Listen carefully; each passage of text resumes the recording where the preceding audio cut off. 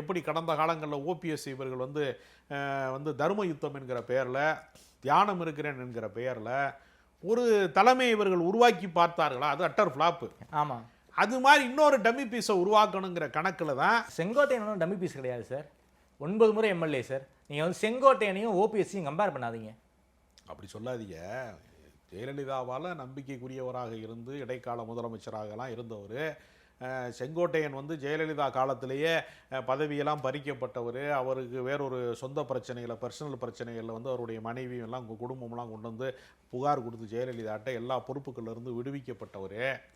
முதலமைச்சர் பொறுப்புக்கு வருவதற்கு என்னால் முடியாது என்று போட்டியிலிருந்து ஓரங்கட்டப்பட்டதில்லை, தானாகவே ஒதுங்கி கொண்டவர். அவர் மேலே பல பின்னணிகள் இருக்கிறது. வாச்சாத்தியினுடைய வன்கொடுமைகள் அனைத்துக்குமே இவர் வந்து வனத்துறை அமைச்சராக இருக்கிற காலகட்டங்களில் தான் நிகழ்ந்தது என்பது ஒரு வரலாறு. இவருக்கு பல வந்து நெகட்டிவான விஷயங்களும் இருக்கிறது. ஓகே, அதனால் அவருக்கு வந்து பெரிய புனித பிம்பம் எல்லாம் வந்து செங்கோட்டையன் மேலே கிடையாது.